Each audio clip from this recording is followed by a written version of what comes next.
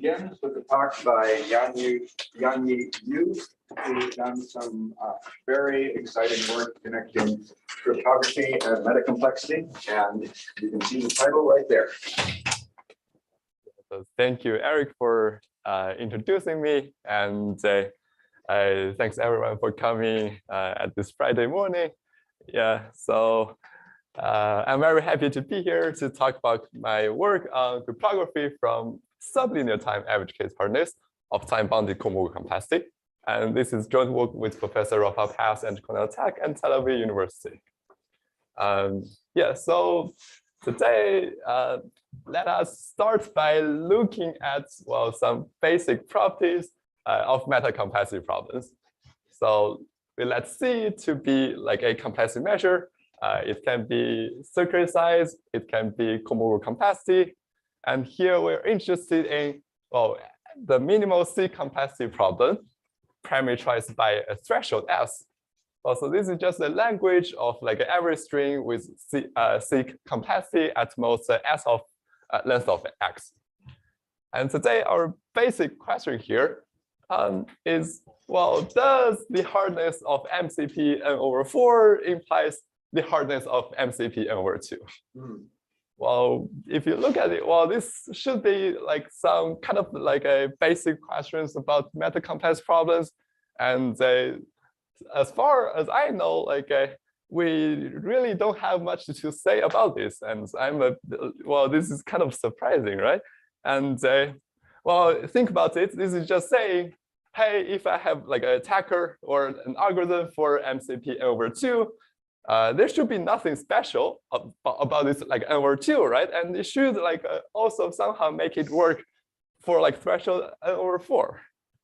And we can even be like more ambitious and ask, well, is like the hard is MCP with threshold polylog n, if it's hard for say like linear time, if this is equivalent to, well, MCP but with a big threshold n over 2 and being hard for time, say subexponential time.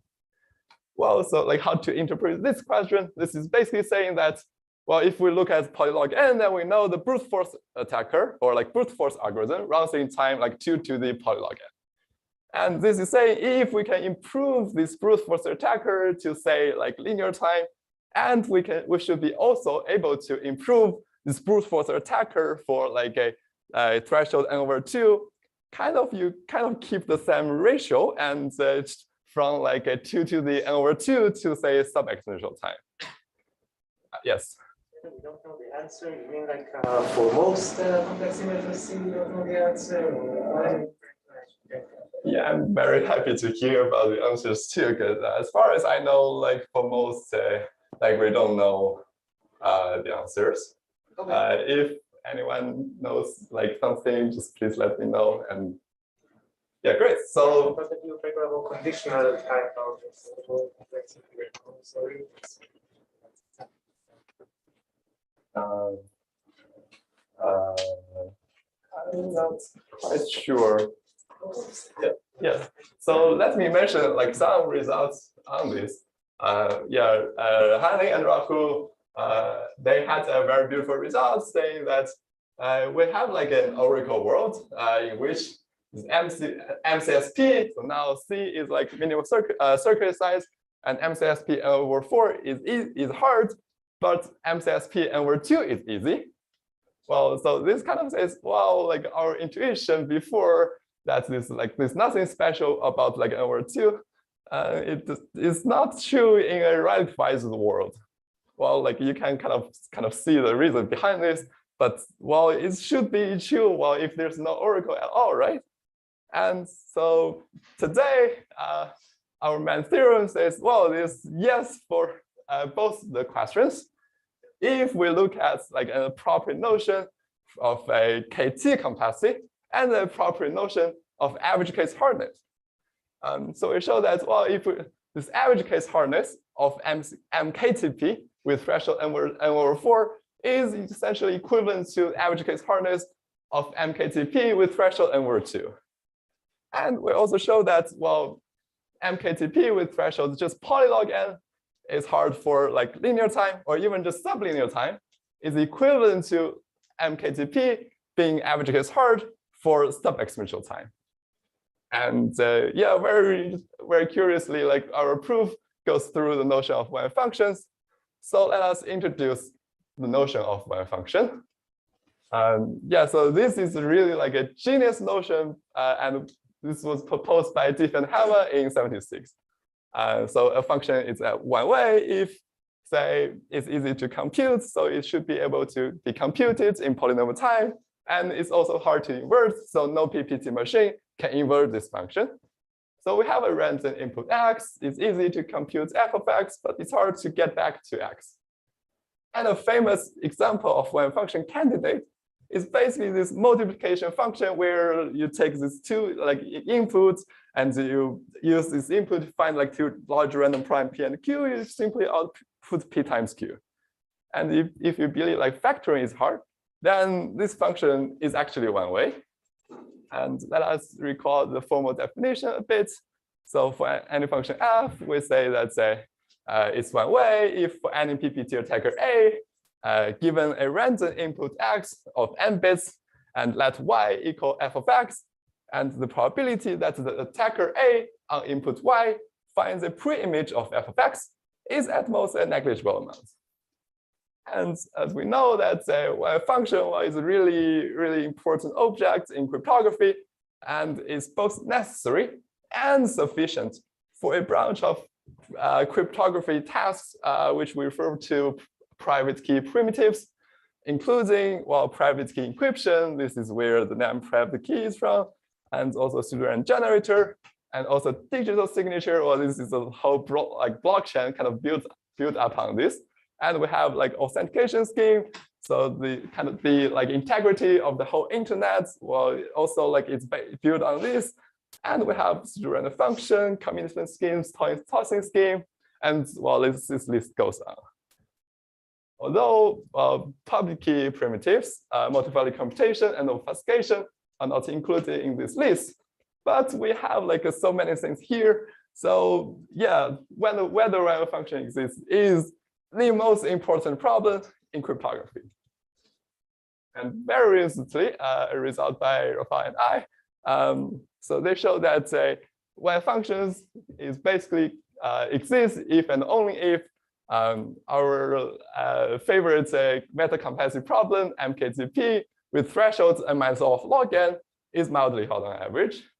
So here, as we introduced before, this MKTPS is just well, any average language with average string with KT complexity at most s of length of x. And today we're going to ask, yeah, what happens if the threshold changes? Well, before we jump into this question, please forgive me and bear with me. Let me introduce the notion of time-bounded Kolmogorov complexity that we rely on. And I really want to do this because today we're going to rely on like a local compression of KT, which we will see soon. So here we are given like a truth table x of a Boolean function, and we ask what is the size of the smallest program that computes the truth table x. Well, we know if it's like a circuit size, the notion of program is circuit size, then it's going to be the minimal circuit size problem. And if the notion of program is like time-bounded Turing machines, we get a t-time-bounded Kolmogorov complexity problem. And I want to mention here, well, there are a lot of ways to define t-time-bounded Kolmogorov complexity. And today we're going to look at this local compression version, which I will introduce like very soon. So again, we let kt of x denote the length of the shortest program pi, such that pi computes the truth table x within time of time t of length of pi. So I have been highlighting this truth table thing. So what does it mean? Like more formally, let's fix a universal Turing machine U, and we're looking for the length of the shortest program, such that okay, give like for any index I from 1 to n, we hope this program pi, like on input this index, should like output the ith bits of x within a certain time t of length of pi, and when being simulated on the universal Turing machine. So this is really like similar to Allender's K capital T notion, But here, which is the running time bound of the program, just won't contribute into the capacity measure.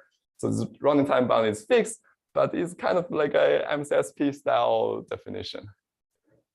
And as mentioned before, we let MKTP S is just this language, like every string with KT capacity below the threshold.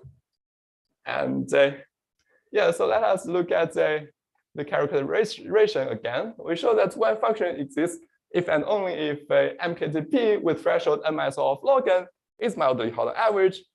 And this mildly hard on average, and we will see this notion very soon. But so let's first ask what happens if the threshold is like much smaller than n?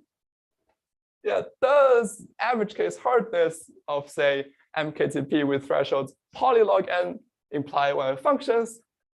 Or like is MKTP with threshold n-minus of log n any harder than MKTP with threshold polylog n on average? And our main theorem exactly answers this question. And we show that under like a appropriate notion of average case hardness, which we will introduce very soon. So first, the existence of sub-exponentially secure one function is equivalent to mild average case hardness of MKTP with threshold or polylog n with respect to just sublinear time algorithms. And second, quasi-polynomial time secure one function. Its existence is equivalent to mild average case hardness with of MKTP, but not like a little bit larger threshold to the O of square root log n is with respect to sublinear time algorithms. And yeah, so we have, well, like a sub-exponential security and also quasi-polynomial time security. But this hardness assumption is just like sublinear. And this, like, as you can see, this like threshold kind of switches. So, well, it first gives like a great news to cryptography. So we show that proving the existence of a sub-exponential secure function, and this is equivalent to proving like a sublinear average case lower bound just for this MKTP with threshold polylog n.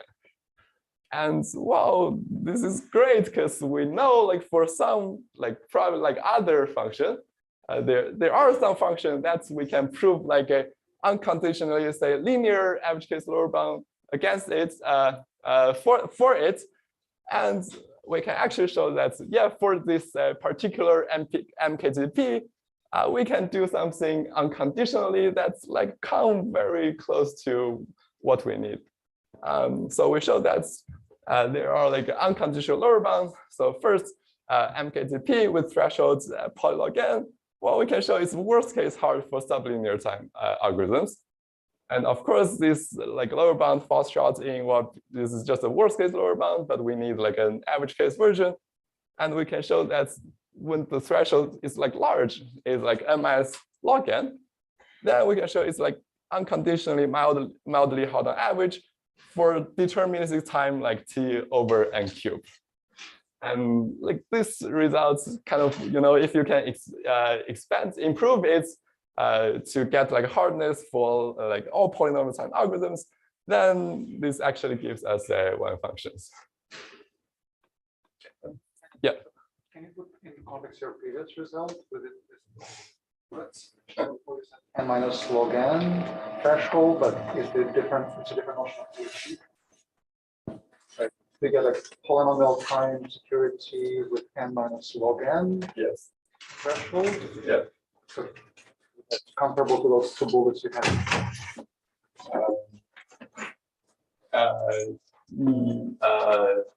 Yes. So basically, these results can be extended to like any hardness level. So if you have like a sub-exponential time secure Y function, you get like a MKTP with threshold amount of log n is mildly hard on average for with respect to sub-exponential time attackers. And if it's like quasi-polynomial secure Y function, like this is equivalent to MKTP with threshold ms of log n is like a quasi-polynomial time part. So maybe the question was, can you rephrase this in terms of something for sublinear-time algorithms? For sublinear-time algorithms. Sorry, I don't understand the question. Well, here you're talking about with respect to sublinear-time algorithms with 1 and 2. Yeah. But on the previous slide, this holds like for like polynomial time algorithms, but I don't think this has like a version for sublinear time algorithm. Yeah, but yeah, we should think of like one functions and yes, but like above like polynomial hardness, it's kind of the same. You could probably prove an unconditional lower bound for yeah, great. for MKTP and minus log n for sublinear time algorithms, just because like if there's a patch of all zeros, that's going to cause you to be able to compress on the part you didn't look at. That's going to change the answer. Yeah, thank you, Russell. And yeah, we also mentioned that we already have like an unconditional lower bound that's like even better than just sublinear time. We can show like a threshold minus log n is unconditionally mild average case hard for like a deterministic time t over n cube. Yes, really, if t is like n to the 5, so you get like a hardness against like n square time algorithms. Yes. Yeah, thanks for the question. Okay, let me move on. So yeah, back to this threshold question. So yeah, as we can see here, like yeah, in average case, and this like threshold S for this MKTP-S problem, it really captures this quantitative hardness of the one functions we get while assuming like this is sublinear hard, and or like this one function is kind of, as we mentioned, more or less equivalent to MKTP with threshold n minus of log n. So we kind of shows that yes, like if the threshold is like smaller, and the easier the problem MKTP S will be, and we kind of show that yeah, so if you can improve like the attacker for like MKTP polylog n to like sublinear time, you can also improve the attacker for like a MKTP with threshold n minus of log n to subexponential time. So like the sentence I'm phrasing this is probably like incorrect, but this kind of brute force attacker runtime ratio like will be like kept in some sense, like stays the same. Like even if you have like improved like attacker for one, you have like improved attacker for the other one. And yeah, does this make sense? Like any questions? Okay, like finally, as we mentioned, as I promised, let I introduce like the average case notion, hardness notion that we rely on. So the observation here is MKTP with threshold S. This is really a sparse language, and the number of instances in this language is roughly 2 to the S of n. Well, this is like a trouble in some sense if you think about average case hardness, because when the threshold is like n over 2, then like this outputting no heuristic will succeed with very like amazingly high probability. So it's like trivially easy on average. So we really need like, we kind of need to like fix this notion a bit to make this average case hardness of this problem to make sense. So now like our notion here, we require like hardness conditioned on both yes instances and no instances. So let me introduce the notion of a heuristic star. And we say that H is a heuristic star if H succeeds with very high probability, 1 minus mu of n star fraction of yes instances, and also succeeds with very high probability when you condition on no instances, and where n star is chosen to be the logarithm of number of instances in the language. So first of all, I want to mention that, yeah, so there's no like trivial heuristic star for MKTP-S, because this outputting no heuristic will just like do badly on yes instances. So it's like no longer a heuristic star. And let me explain like why we pick n star to be the logarithm of a number of instances. So let's say if we have like a dense language, and if we look at the input length n, it's roughly the logarithm of number of instances in like a dense language. And we kind of want to like keep the themes the same if we talk about like sparse languages. So we just pick n star to be the logarithm of a number of statements in the language. And finally, let us mention what does we mean by like average K star hardness. So we say that MKTPS is like a mildly hard on average star. Well, basically, there's no like a heuristic star that succeeds with very high probability. So more formally, there's like some polynomial p such that this problem MKTP with threshold s does not have 1/p heuristic star with respect to infinity many input lengths. And, any questions on this? Yes. You chose the slope to be like preserved. Sorry, can you repeat? Is there a reason why you chose this metric not to be like preserved by complementing the language? Like, does that present any issues or anything? Or? I guess. Oh, the question is like why this like n star? Well, if we take the complements of the language, then the n star jumps to like something big. Is that the question?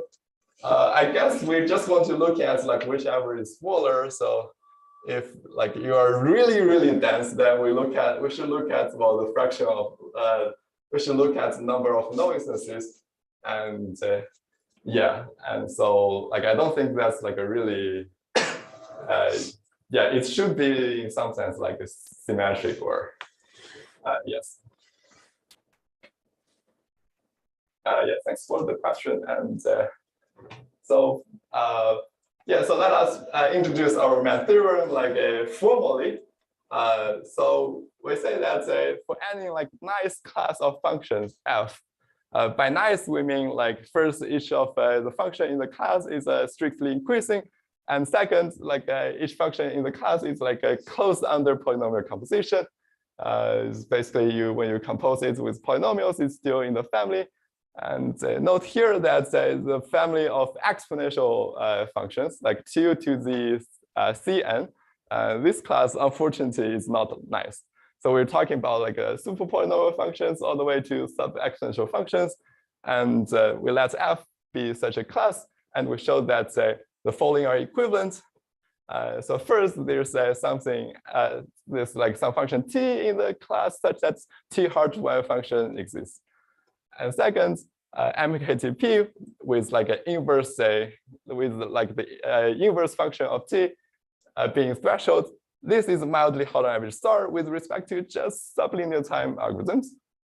And third, like this MKTP problem with thresholds like very large n over 2 is mildly hard on average star with respect to t-time attackers. So if you take, say, f to be the family of quasi-polynomial functions, you get like the inverse t is basically this 2 to the power of all of square root log n, and you get our corollary 1. And if you take f to be sub-exponential functions, and this t inverse is going to be like polylog, and you get a corollary 2. Yes. Okay. So let us mention some related work here. And yeah, there is like a beautiful line of work focusing on hardness magnification, in which they show like a very weak lower bounds implies breakthrough separations in complexity theory. And the way they usually prove this is by, well, compressing like an instance in a very sparse language into another much shorter instance, probably like another language. And here we show like a hardness magnification result for one functions. And there's also like a elegant line of work on fine-grained complexity, in which they show that fine-grained lower bounds imply fine-grained one functions. And our result here, like we show sublinear-time lower bounds is equivalent to super-polynomial hard one functions. So let us briefly sketch our proof. So today we're going to show like the equivalence between 1 and 2, basically 1 functions, and sublinear-time mild average case hardness for MKTP. And the bullet 2 and bullet 3, this equivalence kind of follows from the same type of arguments, and we refer you to the paper. So today we're going to kind of show these 2 theorems, and let's look at the theorem 1. We want to show if MKTPS is mildly hard on average star with respect to just sublinear-time algorithms, and then T-hard wave function exists. And for simplicity, here we just take f to be, well, the class of subexponential-time functions. And we just, so now here, like s, basically inverse of f, is basically polylog n. So we're going to show that MKTP polylog n if is mildly hard on average star with respect to just sublinear-time attackers imply the existence of a sub-exponential secure wave function. And so as always, by Yale's hardness amplification lemma, it suffices to construct a weak T-hard wave function. So a weak T-hard wave function is just like a mild hard on average version of wave function, where it says that no attacker, no T-time attacker, so here like no sub-exponential time attacker can invert the function f with probability 1 minus 1 over p of n. So it can invert it like on like a large fraction, but just no more than 1 minus 1 over p of n for some polynomial p.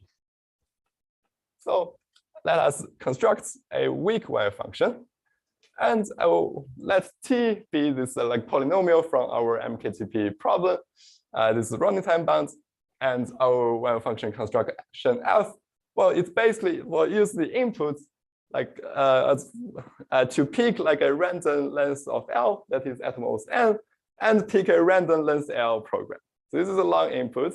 You kind of look at the first log n bits, and this tells you like a random length of at most n, and you pick like a random program of the same length.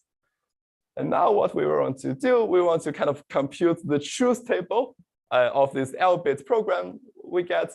So like how to compute the truth table, we just like enumerate all the I from 1 to 2n. So note that this program is at most n, but we're going to output like a truth table of 2n bits. So on each like index I, we just like feed I to the program pi, and we get the output bits within like certain time bounds. And we get, for each I, we get like a single bit yi. And finally, we just kind of like output the whole thing, y1 all the way to y2n. So this is our wave function construction. And we're going to show it's like a sub-exponential secure weak wave function. So assume for contradiction, and we were going to get like a sub-exponential time attacker that's inverse f with high probability.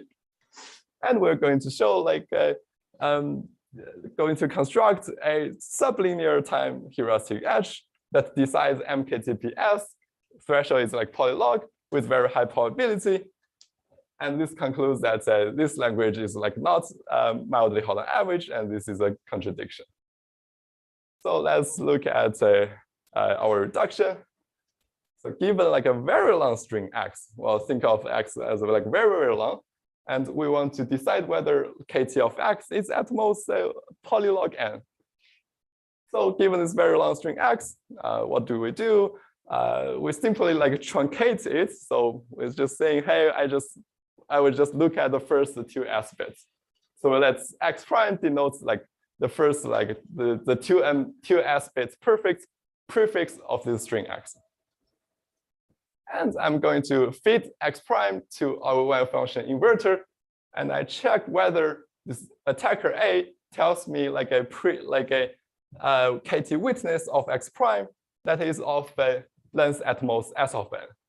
So note that here like x prime is like 2s, and the kt witness I'm looking for is of length s. And so, well, although like this A runs in sub-exponential time, because it's like x prime is so short, and we're running it on x prime. So like the overall running time of our heuristic is like sublinear time in length of x, where like, so you can think of s is like polylog and yes. So that's where we get this sublinear time heuristic. And now let us show that this heuristic like actually works. So we want to show first if it's like a yes instance for MKTPS, then we output yes with high probability. So first, if x is a yes instance, it basically implies kt of x is at most s. And with also implies that this truncation of this string will also have kt complexity at most s of n. Well, just thinking about like the same program generating the truth table x will also generate the truth table x prime. So if this is the case and our attacker A, well, it should be able to find like a witness of x prime. But well, this is like an average case reduction. So we need to argue that this succeeds with very high probability. And we have like two problems here. So first, this x, well, x doesn't have the right distribution as always, because x, well, it's like a uniform yes instance. But here we are like feeding the truncation to the inverter. So in the one function experiments, it's like has like another distribution. And this problem two is this truncation we're doing here. It's like not a 101 map, and we can have like many yes instances, and we having its like maps to the same x prime. And our key observation here is, well, kind of the more the yes instances that are mapped to the same string x prime, the larger the probability that the x prime is going to be in the one function experiments. So say here I have like another x which truncates to x prime, and I would just look at, well, the kt witness of the string x, because it's like another x, so it's going to be like another kt witness, and this kt witness will kind of contribute some probability to the probability mass of x prime. Because think of like when we're picking like a random program, we'll kind of hit this witness, and our one function will then output x prime. So yes, like it contributes some probability mass to x prime. And so therefore we can use like similar arguments in LP20 to show that this actually works. And any question here? Okay, great. So now yes instances seem fine, and let's look at no instance. Well, if x is no instance, then it seems that we are having trouble, because if we truncate a no instance, it's probably no longer to be a no instance. Because thinking of something like starts with a bunch of zeros, having something very complicated in the end, when you truncate it, you get like a bunch of zero. But we only need to deal with a random no instance. So this, in some sense, happens with a really small probability. And let's argue a bit that this really have a small probability. So we know things like MKTPS is sparse, then the uniform over no instances is roughly the uniform distribution. And we know what happens if you truncate a uniform distribution. Well, it gets a uniform distribution. So we only need to show that our inverter A, it doesn't have, it's like a rarely finds a kt witness of length s of s on input a uniform string of length 2s. And by simple counting arguments, this is of course the case, which concludes that for like unknown instances, we kind of we will also do a good job. And this is like a heuristic star for MKTP with threshold polylog n. And okay, great. So this concludes the proof for theorem 1, which we get like a subexponential time secure one function from sublinear hardness of a MKTP with threshold polylog n. And now we want to kind of prove the converse direction. So we want to say if there's like a t-hard one function, then this MKTP with threshold s is mildly hard on average star. So like the central tool behind theorem 2 is what we call like a conditionally secure. So this COND stands for conditional secure, and this EP stands for entropy preserving, and is a conditional secure entropy preserving PRG with like a sublinear strange. So it's like a PRG that takes an n-bit seed, and well, we stretch the seed to like a n plus n to the epsilon bits pseudo-random string. And it's like conditionally secure. So the condition on some events E, the output of the PRG is indistinguishable from random, and it's entropy preserving. Condition on the same events E, it has like Shannon entropy ms of log n. And we're going to show that first, if such PRG exists, then MKTP star, MKTP with threshold polylog n is mildly hollow average star. Well, the idea behind this proof is basically we want to use like this MKTP polylog n heuristic to break this entropy preserving PRG. But if you look at it, we really want this PRG have like a super huge strange, like rather than just sublinear, because here the threshold s is just polylog n. It's only going to work between like a polylog n versus like a n. So we need to kind of make the strange like really huge, and we do this by combining this with a PRF, and yeah, this is like not it's not very easy, and but we refer you to the paper for more details. Yes, Roy.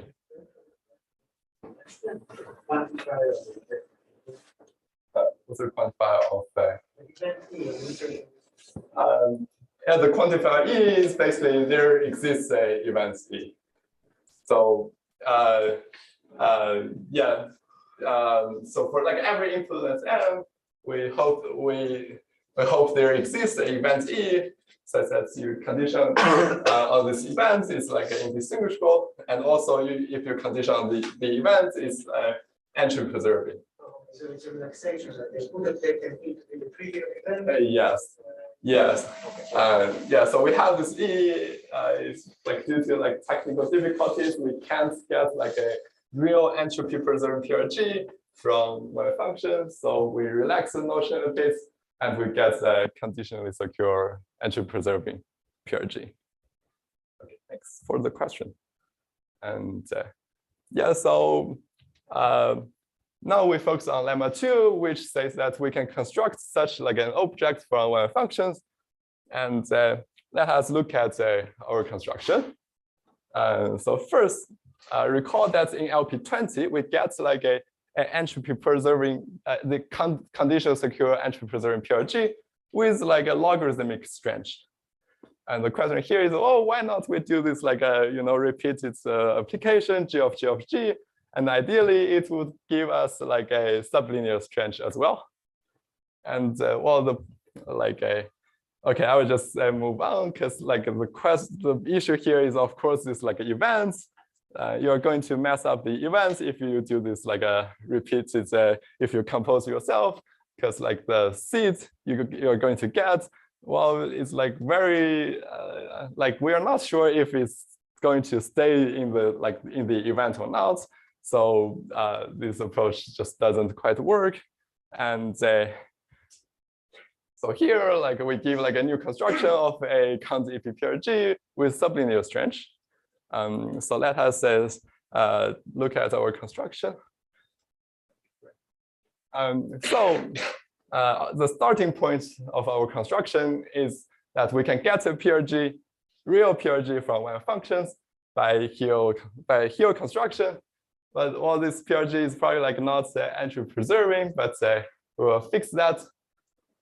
So we let G to be such a PRG, like it's length doubling, so it maps like an n-bit seed to a 2n-bit pseudo-random string.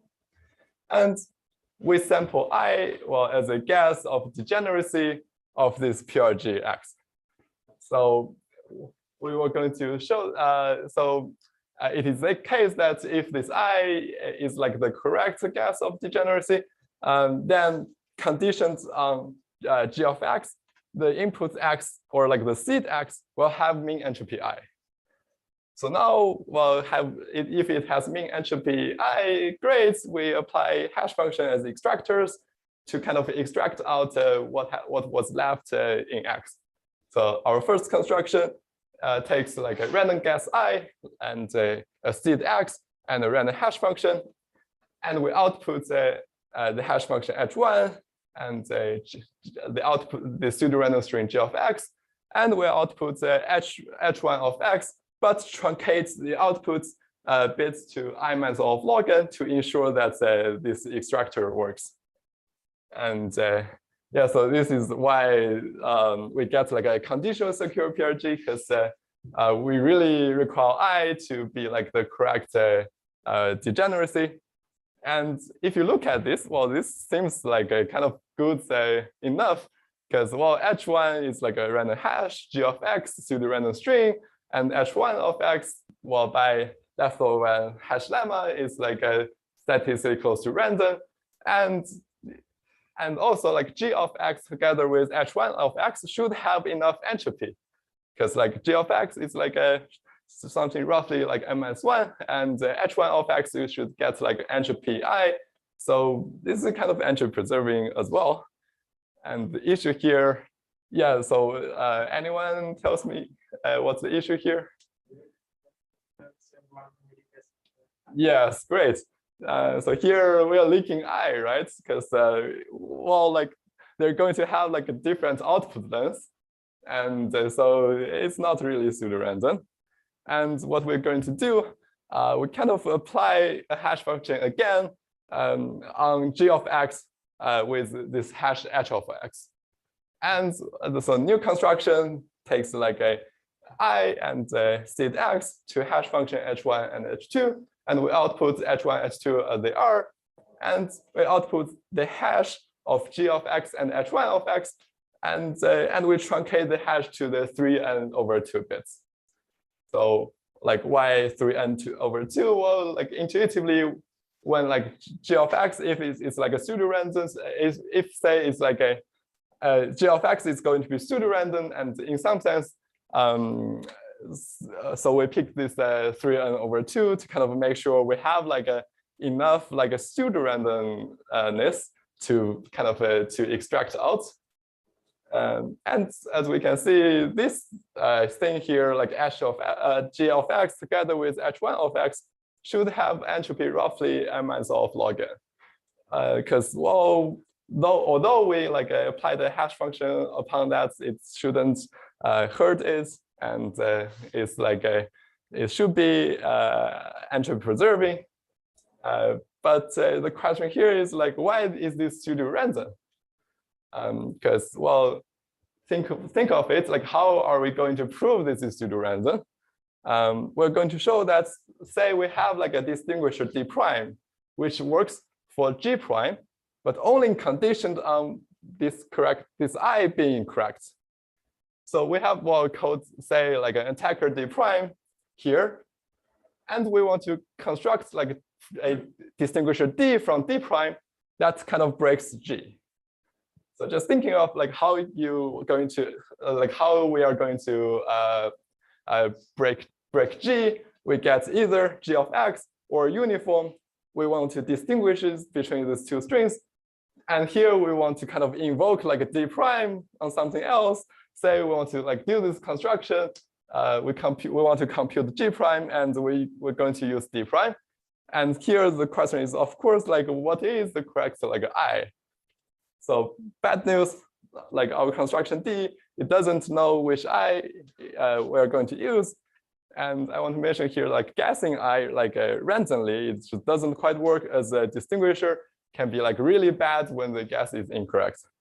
And yeah, like our central technical contribution is to like deal with this question. So let me end here. And so today we showed that the existence of sub-exponential secure function is equivalent to proving like a average case lower bound with respect to just sublinear algorithms.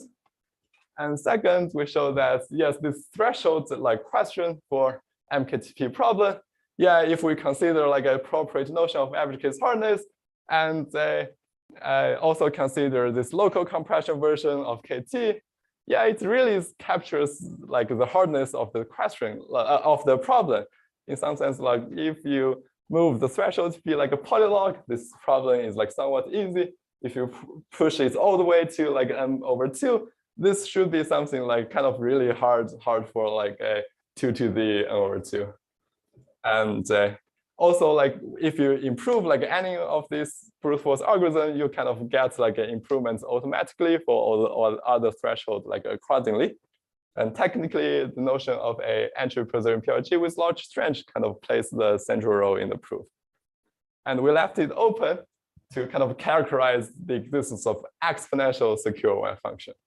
So as mentioned before, this class of exponential function to the c times n is like not, unfortunately, quite not nice, and we failed to give a characterization for like exponential time wave functions. And thank you so much for listening, and questions are welcome.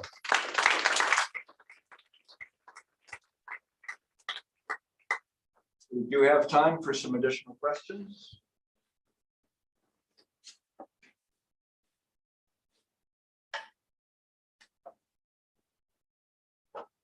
So let's thank him again. Thank you. We will meet back here at 10:30.